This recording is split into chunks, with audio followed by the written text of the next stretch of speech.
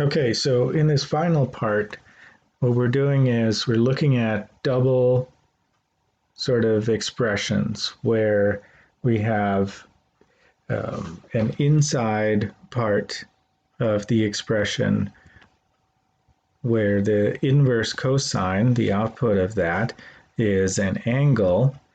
And then once we get an angle or a representation of the angle, what we have to do is find the trig ratio of that angle.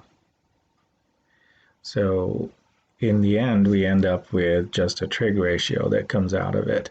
In this case, we find an angle that gives a cosine of 2/3, and then we find the tangent of that angle. Now the good news is we can do these by hand, and mostly it involves drawing a triangle. And the other thing that's been made sort of simplified this problem considerably is that we're going to just work in the first quadrant for these. So if we're working in the first quadrant, the triangle just looks like this in our first quadrant. We'd be pointing that way for our reference angle. So the first step in these is to label the ratio that you're given. So in this case, we have inverse cosine, so we probably have adjacent over hypotenuse here. So 2/3 is adjacent over hypotenuse. So we take that triangle, we draw it in the first quadrant, or you don't even have to draw the quadrant. We know we're working with the first quadrant, so it's a triangle that looks like this. Then we mark off everything's positive in the first quadrant. So adjacent here, switch colors, adjacent is 2 and hypotenuse is 3. And then to figure out tangent, so we need tangent of this theta eventually. We're going to need that third side. So we can use the Pythagorean theorem here and maybe just call this, so this is a missing y here.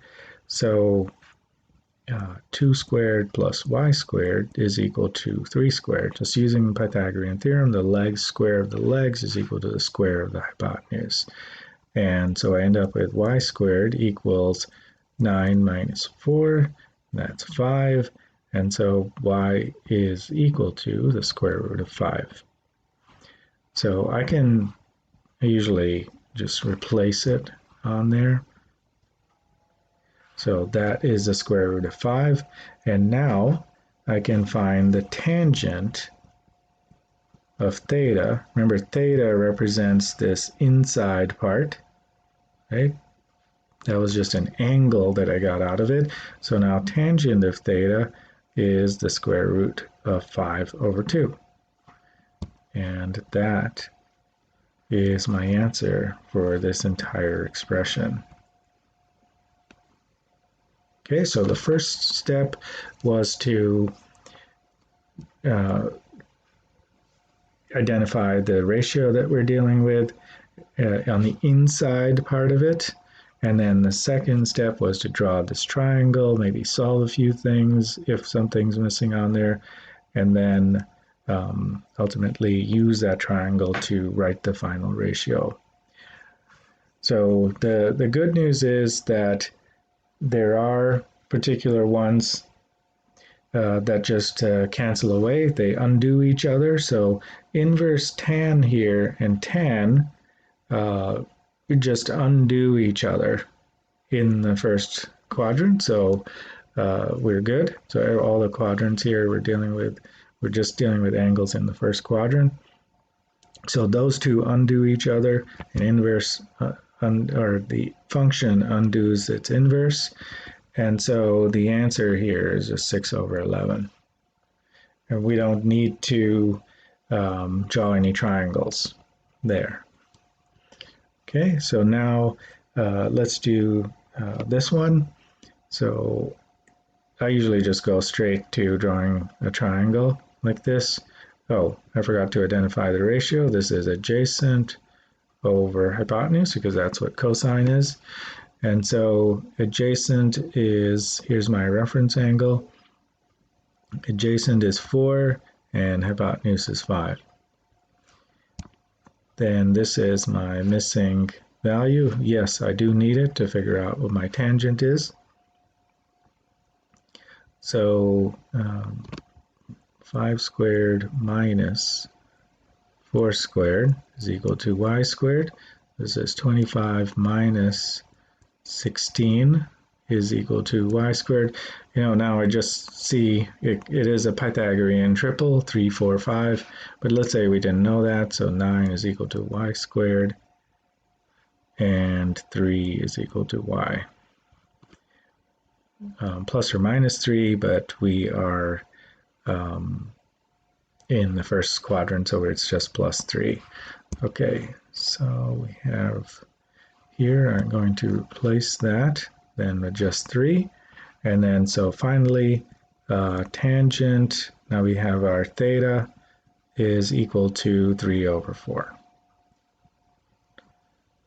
So this whole thing is equal to 3 over 4 is my answer. All right, the third one here. So cosine of arc sine, so this is arc sine is inverse sine, and that is opposite over hypotenuse. So let's draw the triangle. This is my theta. So sine is opposite over hypotenuse. So I'm missing an x this time. And I do need the x to figure out the cosine. So for this triangle, then we have 3 squared minus 2 squared is equal to x squared. This is 9 minus 4 is equal to x squared. 5 is equal to x squared. Square root of 5 is equal to x, plus or minus, but again, I'm just dealing in the first quadrant here, so okay, then or just replace that here with the square root of 5, and now finally I need cosine of this theta, right? This is my outside function or relation that I have to evaluate, and so cosine of theta is adjacent over hypotenuse. And then that's it. That's my final answer on that one.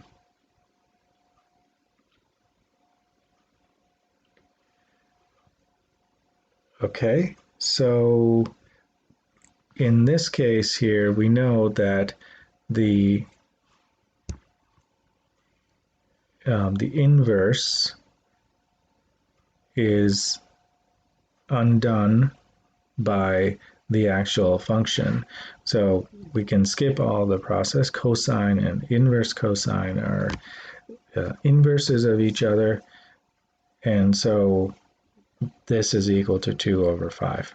There's no triangle or anything we have to draw. They're inverses of each other.